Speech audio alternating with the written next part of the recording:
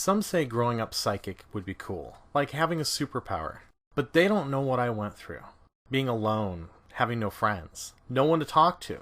Having to hide a secret that you knew if you told anybody, you probably would end up in a mental institution. This was the 70s, 80s, and 90s. That's not a subject you talked about. There was no paranormal TV shows, nothing about psychics like Long Island Medium. No one talked about anything like that because it was taboo. And things like that, didn't go over well with the church in a society that was very tightly run by Christian organizations.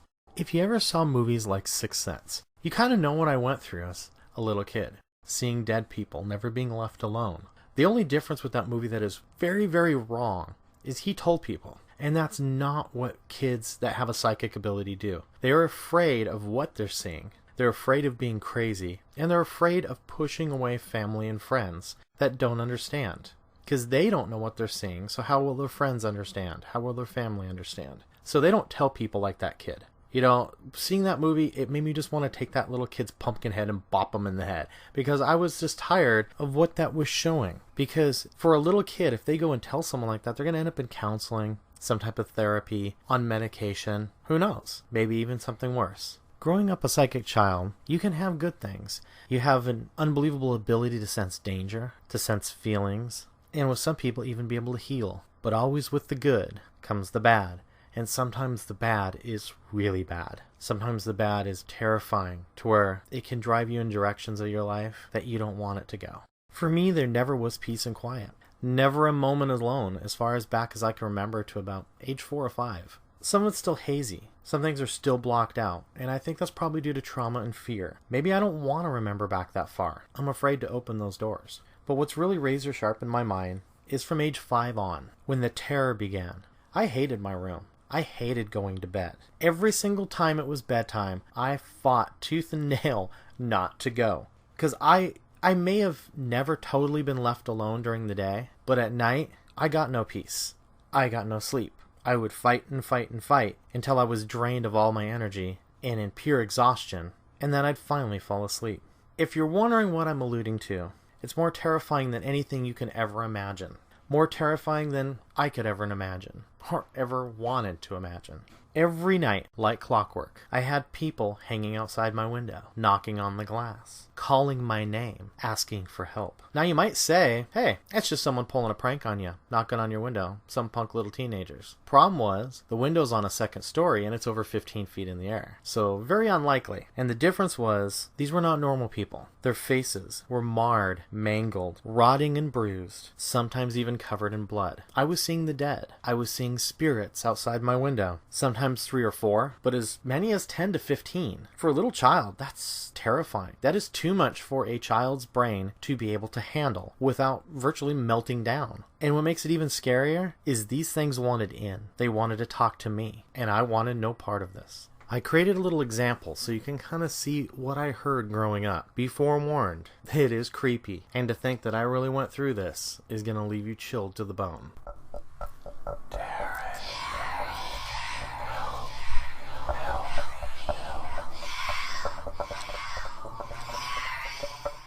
Disturbing, wasn't it?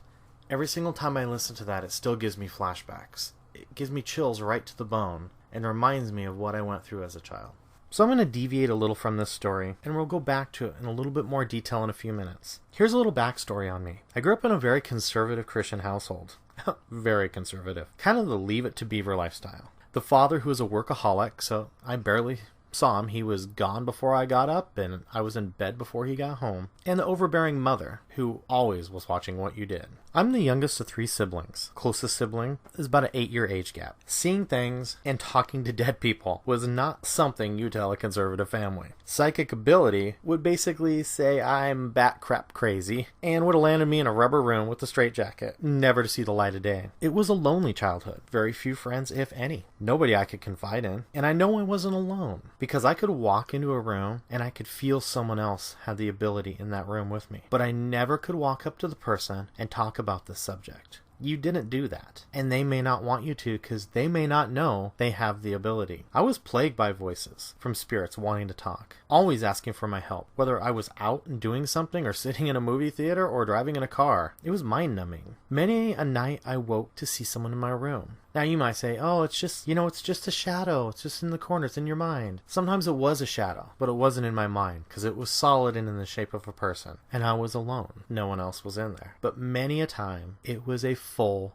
body apparition, clear as day, floating in my corner of my room or walking towards my bed, or sometimes even sitting on the foot of the bed, and you could feel the bed go down. I would cower under my sheets, pulling them over my head, hoping that it would act as some type of a shield or force field to keep that ethereal being that crossed over through the veil of death away from me. How, if they crossed over from being dead, a little piece of cotton was going to keep them away? I have no idea, but all I had was hope. Sometimes they would shake the bed, not a good feeling. Sometimes they would touch an arm or a foot, terrifying. This would ramp up my heart, and my heart would feel like it's pounding out of my chest. I was only a little puny little kid, so when your heart's pounding like that, it feels like it's ripping out of your chest. I began concentrating so hard that my head hurt, asking, pleading, then demanding that they go away. I'd push back so hard mentally, they would eventually stay outside. Most of the time, at least the nice ones. The bad ones didn't listen. But I had no idea what I was even doing, what I was capable of doing. I kind of see it now as it was a way that my mind was trying to protect myself, to protect my sanity, to use the gift that I had to hear them to now block them out. That's where we come back to this earlier part of the story, the people in the glass. If my curtains were open at night, I would hold a blanket in front of my face so I couldn't see out the window as I walked closer,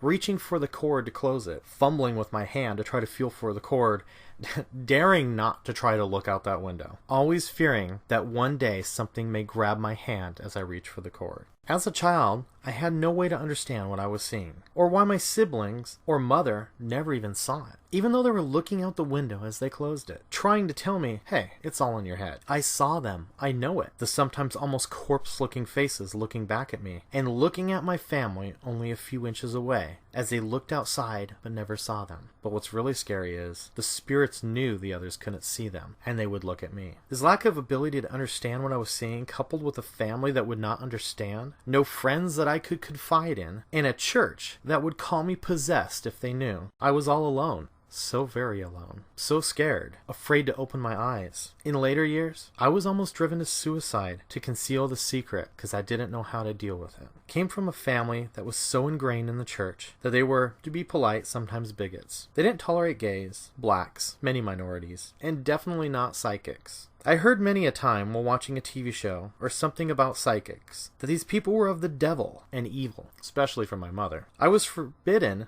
to watch Bewitched or I Dream of Jeannie. Can you believe that? And it wasn't because the gals are gorgeous, and I had a major crush on both of them, or the adult comedy that they covered, but it was because they were dark magic, according to my mother. For a child who knew he was different, a child who was starting to understand things, this cast me out farther. Now I knew my secret wasn't even safe in my own home. What can I do now to help kids that are in my situation? Like my daughter, who is starting to find out the joys and drawbacks about being a sensitive. But her home life is different because she has two parents that understand and can help and attempt to answer those questions. I need to create a dialogue that lets people come out in an open and judgment-free environment where we can train parents to recognize, is their child psychic or does their child just have a very active imagination? We need to create acceptance of psychic children and their amazing abilities. Also, to get the church to stop persecuting people with the gift. Yes, I know that's a long haul, but yes, I believe it's possible. If you believe that God created us in His image, then all psychic children are also in His image, and we are not broken. I love the Spider-Man quote, and it fits so well growing up psychic. With great power comes great responsibility. That is so true. If you are open to hearing and helping spirits, you will also have to be prepared to deal with the bad. But you may also be surprised with all the amazing things that you can do with it. Sometimes I feel like my life is a horror film, like I'm stuck in a Stephen King movie and it never ends. But having the ability to sense stuff can be amazing. You can sense things that are about to happen, you get warned about danger, giving you precious time to react, or a message on what choice you should make in a situation, kind of like a spidey sense, like Spider-Man. So a psychic child is more like a superhero, a lot more like Dr. Xavier from X-Men, and not a broken, crazy person to be tossed away. Many kids that have taken their lives probably were psychic, because psychic children are often bullied. Other kids can sense they're different, because they stick to themselves. They give off kind of a shield, an aura that says go away. And then that's when those kids pick on them. The stuff they're going through, those kids have no idea. But many times these kids are alone and putting up that shield because they have tons of spirits crowding around them trying to talk. How can you do schoolwork or be with your friends or enjoy yourself when there's always something trying to talk to you that you don't understand? One example I like to use is like entering a large party where everybody speaks English. Then during a conversation, you happen to say muchas gracias. Well, guess what? Everybody that speaks Spanish in that party is going to gravitate towards you because they're like, oh my gosh, there's someone that understands me. I'm going to go talk to them. And that's fine if you're at a party. Except with spirits, they don't understand how to be polite. Their forcefulness and in-your-face attitude can be terrifying because they have limited energy and they have to get out their message fast. The problem is you may be looking at something right in front of you that looks like it's a decaying corpse. That doesn't help the communication at all because it really freaks you out. Many a time, the people I saw, yeah, they were mangled and gross, on the verge of terrifying. But some of them looked totally fine. They were in the prime of their life when they died. And more than fear than just having a spirit come up to you was the sadness. Because many times, being a psychic, you feel what they're going through. You feel their sadness, and sometimes you feel how they died. Something started when I was a kid. Still follows me today at age 43. And I still can't make sense of it. I will wake up from a dead sleep upon hearing a woman scream. I'll check my wife. I'll check my daughter. I'll check every window and door in the house. But it's not like someone being attacked in my neighborhood. It's the same scream I've heard before. The same volume, the same voice. It chills me to the bone. It's recognizable as the same female, and I still don't know what it means. Let me pose a few questions for you to ponder. But fair warning, these questions may unlock doors in your mind that are very hard to close. Everyone has psychic ability, but we are raised and taught in school, by family, friends, and religion, that what we are experiencing is our imagination, or hallucination. If you think about it and realize that small children and animals can see spirits, it's because they have not been corrupted yet, and their minds are not closed off. The mind is pure in a child, and open to psychic signals emanating in the world around them. I've always wondered why some people grow up without blockage, such as I did. A few reasons why this may happen is maybe their family understood and nurtured the ability. Maybe their ability was so strong that the door could not be shut. Or maybe it was they could care less about what other people thought, because their mind was so creative and firing on all cylinders that there was no way that anyone could block it. Maybe their ADD was making their mind jump around so much that it was uncatchable. The last one was probably the answer for me. But this might not be the answer for everybody. A combination of these may explain other psychic kids. Okay, here's a few questions. Think deeply, close your eyes, and try to remember as far back into your childhood as possible. Have you ever heard noises while you were alone and couldn't explain them away, especially footsteps? Have you seen shadows out of the corner of your eye that you think are a person passing through a room or down a hallway? Could you swear someone called your name, almost a whisper on the wind, but nobody was there? After a loved one's death, have you had dreams so real you thought you were talking to them, or you smelled a familiar scent of theirs such as perfume, tobacco, or roses? Do you get déjà vu when you go somewhere or see something? It feels like you recognize it or have been there before, but you never have. Did you have an imaginary friend growing up? Maybe someone that was extremely real to you, but no one else could see them. And you were always told, they're in your head, you just need to grow up. Did you ever have premonitions of something bad happening, or someone dying, and that premonition came true? Have you ever woken up out of a dead sleep and had this gut feeling about something happening to someone you care about, either a friend or family member? Have you ever experienced seeing a shadow move by a closed door and it blocks the light from the other side of the door under the crack? Do you ever know who's calling or texting before you pick up? Have you ever laid hands on a sick individual and noticed positive changes? Do you have connections with animals that almost seem like you can communicate with them? If you experience at least 2 of these items, you most likely are a sensitive, which is kind of the Diet Coke of psychic ability. Sensing the world around you, but unable to respond or harness that ability. If you experience 3 or more, then most likely you are a psychic. If you experience most, if not all of these, then had communication with spirits and they talked back, then most likely you are a medium a medium can channel and communicate in detail with the dead. Most of the time, the first incident a child has with entities or spirits is during play, such as with an imaginary friend. Spirits know that children can hear them and see them, and that is why they approach children first. Also, the children are less likely to fear or have a negative reaction to the spirit trying to communicate. Many religions label the ability to see or feel extraordinary things as evil or as black magic. This is short-sighted and a twisted view of what is really going on. The dictionary definition of black magic is magic used for evil purposes, in witchcraft or sorcery. Now, white magic is completely different. It's defined as being used for good purposes, especially to counteract evil. The actual definition of the word magic opens up tons of questions, especially ones I have for the church, that is going to label everything I am saying right now as evil or the words of a heretic. It's nothing I haven't heard before and nothing I'm not going to hear again. Magic is defined as the use of charms or spells that have supernatural power over natural forces, magic rites or incantations, an extraordinary power or influence seemingly from a natural force. Let me put this in perspective for the Christians. You pray to someone that has ultimate power. You pray for change and things to happen in the physical world from a supernatural force. You use things such as asking to speak in tongues and letting the Spirit flow through you and communicate in a language you don't understand. You lay hands on people to perform miraculous healings or cast out evil influences. You ask for divine guidance to give you visions or lead you to the right path or outcome. Do you realize you could be labeled as a white witch? Because that is white magic.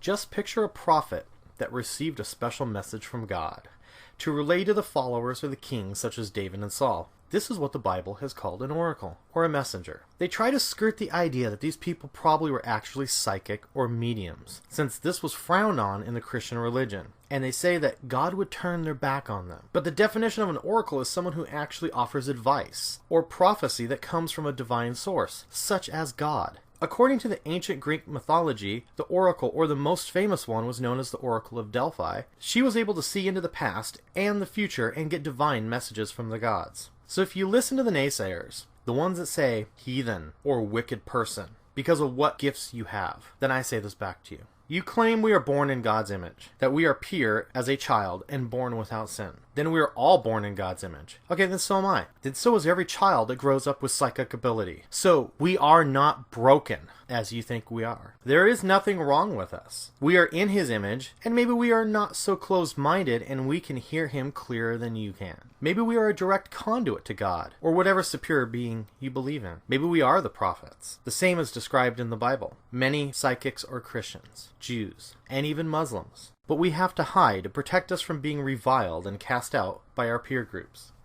This is to all those kids and the kids who grew up being psychic and have pushed it down and blocked it down to be able to live a normal life. There is hope, and the world is coming around. The acceptance is there. Maybe not by the church yet, but it will get there someday. I hope. We need to gather and support each other and be that shoulder to cry on and that ear to listen. God does not abandon the ones with the gift. I know. So no matter what anybody's telling you, it's a lie. I have seen the amazing. I have experienced the divine. And I know He is there and has not forgotten me. This is such a hard subject for me to cover, and in no ways do I mean to offend anybody's beliefs. But this is how the psychic kids feel. Because we're told we're damaged goods, we're broken, we're evil. I held the secret for 43 years of pain and silence. There is a scar that runs deep through my soul like a slash from a sharp sword. I'm sure there are others out there that feel the same.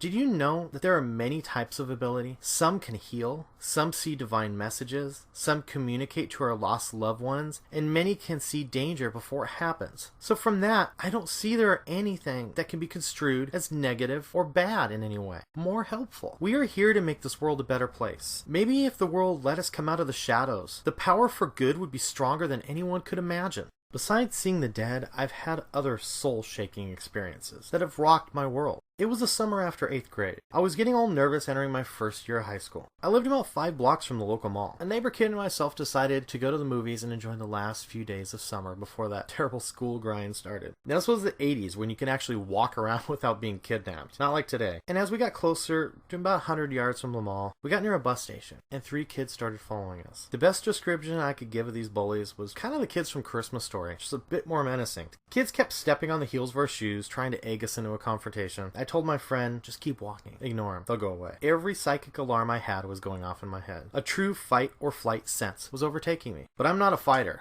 Not at all. A puny little 90-pound weakling, skin and bones. I'd probably break if I tried to punch a pillow. We made it to the mall entrance next to the theater, and the jerks were still harassing us. Then I felt a tap on my shoulder. I turned around to say, hey, leave us alone. All I saw was a fist coming straight for my nose. Made contact, blood pouring out of my nose, into my eyes, completely blind. My friend grabbed my arm, dragging me towards the stores to get help. As we enter the store, he guides me to the closest department, which happened to be the shoe department, and I heard two men's voices approach, asking me, what's wrong? I wiped the blood from my face onto my sleeves, and they grabbed paper towels so I could see again. Now I could see the guys. Two large men, over 6 feet tall, dressed in dress attire, suit, slacks, dress shirt, with a name badge on. They asked if I was going to be okay, and never even asked the description of the guys, and they said, we're gonna get them. About 5 minutes later, the security guard came in and said they caught the kids and they're at the arcade, and I needed to go down and identify them. Went down, the cops showed up, identified the kids, and our parents came to pick us up. I was taken directly to the doctor, and luckily, I was an inch away from busting my nose. There's a final chapter that'll give you some chills. We went back about a week later when the swelling in my nose went down, so I could say thank you to the guys who protected me. When we arrived, we were told by the manager there were no men that fit that description that worked in that department, let alone in that store. Explain that to me. Was it my spirit guide, or was it angels? But I appreciate everything they did. Still gives me the chills. Many mediums are able to view their spirit guide and can help many young psychics learn to recognize and communicate with them. Those guides are the ones that feed you the information and can act as your guardian from the bad stuff. They're a buffer. Believers can call these angels, spirit guides, animal guides, and so on depending on what religion or belief you have. Sometimes that imaginary friend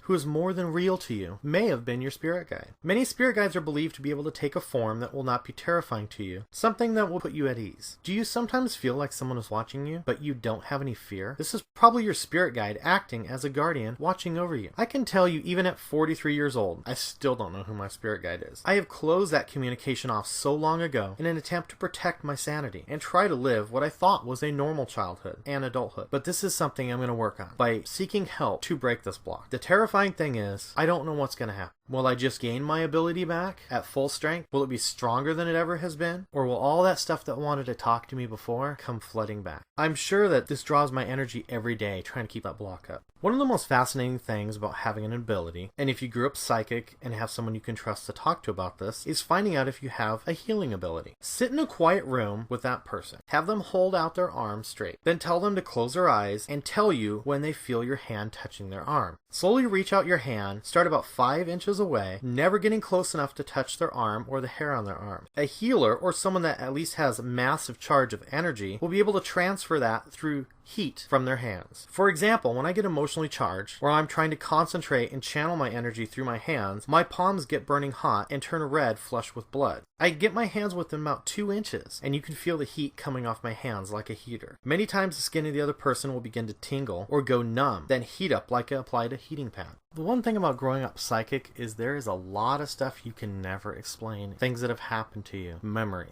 This leads up to another major occurrence in my life that's still unexplainable. It was just after I got married and my daughter was about 4 years old. My aunt had been in the hospital for a few days because she was pretty sick. Then I received that fateful call. The call telling us that she was in intensive care at a hospital with a raging infection and was not expected to make it through the night. She had an immune suppressant for arthritis and she got an infection and it raged through her body. The doctor gathered the family outside and said she had less than a 5% chance of making it through the evening. He said, you need to say your goodbyes. As the grief began to build in my gut, I could feel my hands heat up. Quietly, I turned my hands over and saw they were blotchy and began to turn a deep scarlet red. I whispered to my wife that I was being led to lay hands on her. My family, being conservative Christians, remember, all wanted to pray for her. For some reason, did not want to lay hands on her. I told them I wanted to lay hands on her in an attempt to heal her. They told me no. What the hell? They told me no. In a time of need, you're going to try everything possible to save someone. They told me no. I've gone through this my whole life. When I tried to conform to their rules, I was told no. You're too young. You don't know what you're doing. Let us pray. Let us take care of it. My awesome wife told me to do it anyhow. So when they were praying and their eyes were closed, I took advantage of it. I made my move. I placed both hands that were now burning hot on her extremely cold arm. I could feel that what only could be described as like sticking a finger in a light socket. The energy traveled through my head to my feet and back up through my hands. I knew something happened, but had no idea what. She had been in a virtual coma for at least a few days, and everybody was saying goodbye. But all I said was, "See you later, Aunt." That gut feeling that something took place usually doesn't get answered for a while, but I had my answer the next morning. The next morning she woke up. The infection was almost gone. The doctor couldn't explain it. She left the hospital a few days later with no adverse side effects. They chalked it up to a miracle. Something changed. Something kick-started her body to fight. Was it me? I have no idea. But that moment I felt a charge like I had never felt before. There are times that energy comes back, and I can touch someone and seem to block or draw pain away.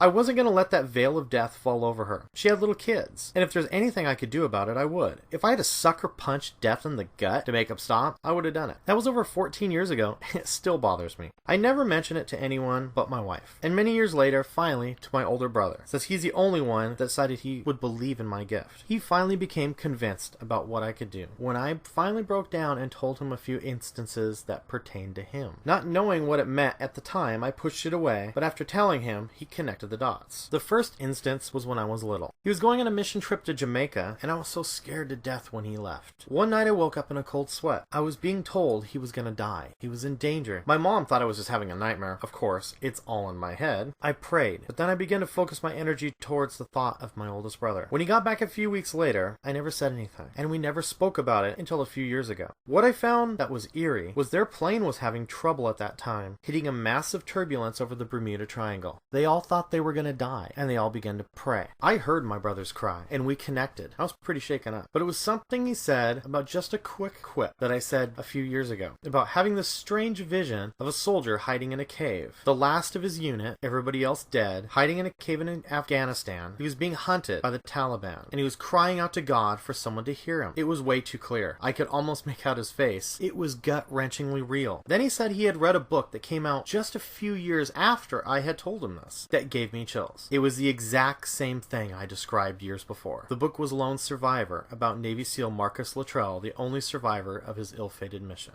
I can't seem to control when the visions come, or what they are, good or bad. That is another reason why we have to nurture the ability when we find out a child has the gift. We need to study this and figure out how to hone their skills. Give the children a future without being locked away and hiding their abilities, and hiding in fear. Let them know that the world is a great place, and their talents can do amazing things, that they are not broken. I'm glad that there are more people that are open to hearing about this, and we can be more open, but the prejudice still exists. The one thing that brings us together on this is that all races and religions have psychic people. They're just in hiding. This is the common thing that can bring us all together, and we can use our gifts to help mankind. There is nothing to fear from us. We are not here to cause strife or trouble. Just use the divine given talents. Over the years, I started to have an inkling that my daughter had abilities. I would hear her playing and talking with someone in her room. Oh, by the way, when she was young, we stayed with my parents. She had my old room. I still couldn't look out that window at night. She had an imaginary friend, and I didn't feel any maliciousness, so I let her experience it. But it wasn't something I could discuss with her too much, due to still being in that strict Christian household, and the amount of hours I had to work to support my young family. So I dropped the ball on that, and I feel bad. I only observed from afar to make sure she wasn't experiencing what I had. I would ask her about her dreams and gauge the feeling in the room to make sure it was safe. While staying with them, we eventually moved my daughter into the room across the hallway, and we took my old room.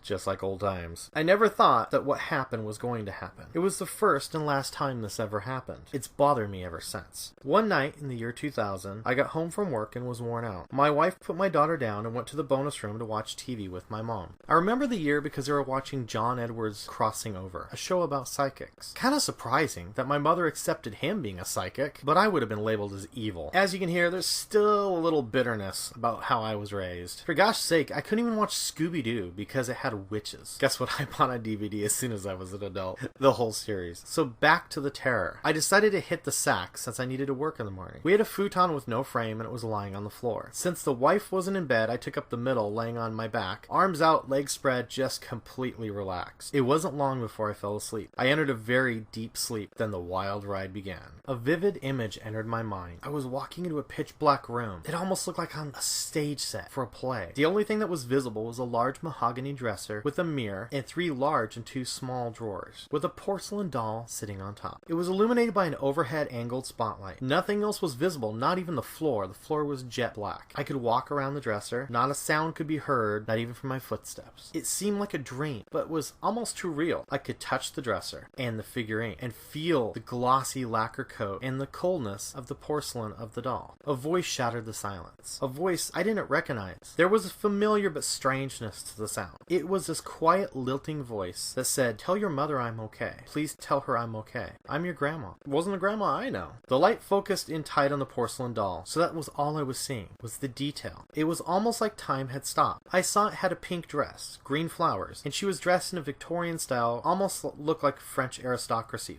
kind of like a Marie Antoinette. Then like a shotgun blast, boom, I came out of it and sat up. I stumbled out of the room. My body felt completely drained. I was dripping in sweat, even though the room was ice cold, just like I like it. Using the hallway to support myself, I walked towards the bonus room to tell them what had happened. I stood on the stair looking into the room. They saw me and asked, "What's wrong? Am I okay?" As soon as I began to speak, within a few seconds, my mother began to cry. "Mom, did your mother give you a..." Before I could finish, she was bawling. "Did she give you a porcelain doll, which has a pink dress and green flowers and looks Victorian?" All I ever heard was that she got nothing of her mother's. Her mother died when she was 14, and her brother and sister tossed everything. She was confined into a mental institution and left to die. My mother walks over to an old cabinet and pulls out this 10-inch high porcelain doll. I almost puked. My dyslexia got the better of me though. The dress was green and the flowers were pink. So I flipped the colors, but that was it. Then the topper was, I began to describe the dresser and she let me know that was the dresser I had as a baby. That she had changed the hardware, changed the paint, and removed the mirror. All things I had never seen. But this is not the final chapter. As they walked me back to the room, since I was so weak I collapsed on the floor and leaned against the wall. I didn't feel whole. There was a part of me still missing. I felt like I left it back on some astral plane and it hadn't returned. It's hard to explain what that feeling is, but I wasn't myself, and I was terrified that this may have changed me forever, and I didn't like it. I began to cry uncontrollably and sat there just repeating, "I'm not all here." It took a couple hours to feel normal again, and that was terrifying me. But this still wasn't the end. It wasn't long before we moved and we pulled up the futon, and the strangeness hit an all-time high. The floors were solid 1950s oak. They were completely warped. The strangest thing was the exact imprint of my body sprawled out exactly like I was that night. Just to let you know, I always slept on my side because I snore. So that was the only night I ever slept on my back. It looked like the Shroud of Turin. My exact body imprints, hands, feet, legs, arms, head, and torso, all clearly distinguishable in detail. This somehow went through 7 inches of futon foam and a denim type cover. It looked like I laid on the floor and he traced my body to an exact shape. It looks like a massive energy blast warped the boards. Most likely, the energy released when I communicated with my grandmother. It still boggles my mind. There are people who can leave their body at will. I don't see how they can do that. The feeling was strange and foreign and terrifying, and I didn't feel whole. I feared that I would not be able to return and get stuck on the other side. But some major mediums who do this all the time say that you will never get stuck, and you will always wake up back in your body. As my daughter grew, we had things pretty calm. I would hear sounds and feel a touch every once in a while, but then push them away with my energy again. Sometimes while being out, I would see someone walking by out of the corner of my eye, then I would turn and they were gone. A glimpse into the spirit world just for a second. After getting injured on the job, I began to work for a major drugstore chain. I found out they were going to open up a store in Kalispell, Montana. For some reason, I've always been drawn to that area and the forest. Maybe it was my fascination with Bigfoot, because it is a major squatchy territory. We decided to make a preemptive strike and visit the town. Check the cost of living, take some pictures of where the building's going to be built, kind of get ahead of the game. So as we arrive and drive into town center and see the old city hall building and the white gazebo, it's like something out of an old movie. We were completely sold on this town. We fell in love with it. But fate had another idea, and it wasn't where we needed to be. First of all, let me say that the people in the town are amazing. They'll talk your ear off. You ask a question, they will go overboard to help you, unless you ask the wrong question. If you ask about some town secret that's not supposed to be talked about, you get shut down very quickly and people stop being nice to you. That's what happened to us. There is a town secret, and I think I pissed it off. I was quickly reminded that with the gift, you get the good and the bad. And sometimes the bad is really bad. But sometimes the good comes to your rescue. Sometimes they can see the pure in your heart and intervene when you need it most. We drove down this tree-lined street, then we stopped at this large 2-story mansion with a sign that said, "Conrad Mansion, closed for the winter." The gate was open, so we decided to walk around the property. I should have known better. With an old house comes potential spirits. It felt peaceful, but something about this house, just in my gut, that said, don't go inside. Luckily, it was closed. My wife said it was so creepy she didn't even want to get near it. She followed my daughter around as she ran like a bat out of hell around the large grass yard. My mother helped keep an eye on my daughter as we explored. Then I got near the corner of the house with a large picture window. I felt like I was drowning. Now this is a wide open yard, bright afternoon day, but it was something that I recognized, and it brought me all the way back to my childhood. It was a dark energy, an energy so thick and heavy, it felt like it suffocated you. Looking down, the hair on my arm was standing straight up, and every alarm bell went off in my head. That fight or flight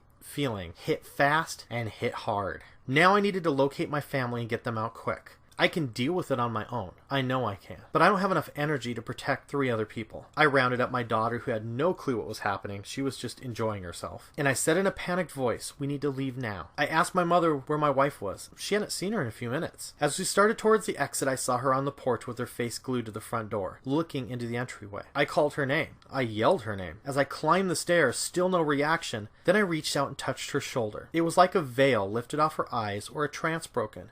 And she said, what? She said something drew her to the door and she couldn't take her eyes off of it.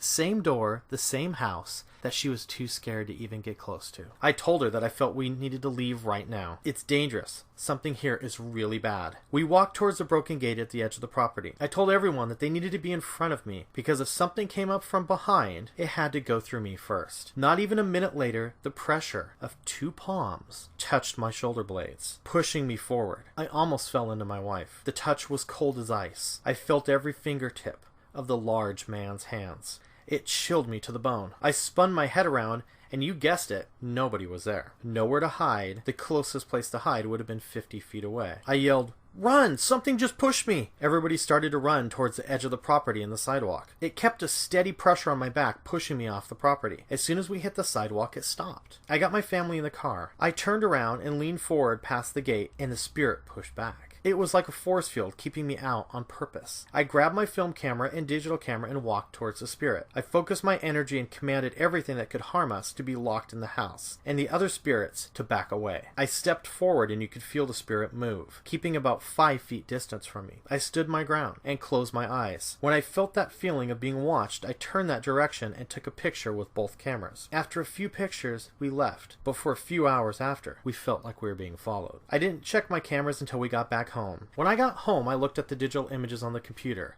and noticed what looked like something with red eyes in the top window, but I couldn't tell if it was an artifact of the environment or a reflection. But what was in the bottom window wasn't a reflection. A man in an early 1900s white button-up shirt and hair parted in the middle with a handlebar mustache. There was nothing in that room except for plants, and nothing to reflect in the window for over 100 feet. But the shock of my life was the panic page from a photo employee when I got back to work. I walked to the photo department and the response I got was shocking. She said, so what's going on? What happened on your vacation? And I'm like, nothing? She goes, what the hell is this thing with the hood in the window? I laughed and I said, oh, you mean the guy in the white shirt? She goes, no. As she zoomed in on the computer, she goes, 2 windows down. The guy in the hood with the jawbone exposed. What is it? My jaw dropped. I can't believe I never saw it. This may have been the evil we felt. It looked like a Grim Reaper. So nobody wanted to talk to us when we were there and we started asking questions about a haunted house. So it took me a year to try to do research because there's nothing available online. But thanks to the Montana Ghost Hunting Society, some of their research answered some questions. The grounds around that area are scarred, and the evil place was covered in blood and the lives of poor African American slaves that he let die from disease in the freezing Montana winters in an uninsulated shack directly out of the corner from where I felt the feeling. We believe the souls from the slaves protected us to get us out of the area to keep us away from the bad stuff that was located in the house. I'm just so glad I didn't go for a tour on the inside, because all hell may have broken loose. Things may have gone like flying across the room. This proved to me even more that the wonders of the hidden world are vast and can be dangerous. But if you keep a pure heart and good intentions, the spirits that have been wronged will come to your aid. I thank them every day and weep for them and their pain. Someday, when I'm ready, I want to return and I want to free them, letting them go to their loved ones if possible. Maybe I'm not strong enough now, but I would love to be able to harness that power and deal with the dark entity on the inside. The spirits know what you are capable of, even if you don't. Don't be afraid to assert your dominance over them if they are being too forceful or mean. As I said before, the spirits don't realize sometimes how forward they are, because they're trying to get their message through before their energy wanes. One of the final experiences I will leave you with, in my continual roller coaster of a life, when we purchased our first home, everything felt calm once we moved in. Very peaceful. When we had our backyard flood and the nightmare began, it flooded the converted garage and we had to toss everything, even ripping out the old wallboard that soaked up with water. That's when I found it. A horseshoe hanging inside the wall, hidden behind the wallboard. Strange how it was hidden out of sight, and from what I know about these things, it's usually kept towards something off. But sometimes bad energy can be attached to it too. So I took the horseshoe down and placed it inside of a plastic bag covered in salt to contain the energy. That night, all hell broke loose. Our doors to the bonus room began shaking like there was a hurricane. Back and forth, rumbling the whole house. It was so violent you could actually feel it in the back room. I went through the house calling the spirit out and burning sage. Then my daughter was attacked that night. It tried to choke her. That was it. It made an enemy. It was war. On a psychic and spiritual level. I salted the house and burned sage, but that didn't seem to work. I realized it was time to step up my game, since the entity, or whatever it was trying to hide from me. I went to some old Hebrew texts that mention demonic or evil malevolent entities. You can cast them out while burning cinnamon and clove. That's what we did. I let it know it had one choice, leave or be destroyed. Things have calmed down, and we only occasionally hear footsteps, which I think is the old owner of the house who had it over 50 years. Just remember, try not to fear what you don't understand. Use your power to control what you see that you think is uncontrollable. Remember, you are not broken. You are special. Find like minds that believe what you do. And remember, we are always here for you, and you can always reach out to us. If you like this video and want to see more, like and subscribe to our channel, and check out our other videos. And we're always reachable by either Twitter, Instagram, or email, or send us a message here on Facebook. We'd be happy to respond, and if you want a private message, send it to our email. And check out our list of future episodes, covering many subjects from Bigfoot to did Hitler survive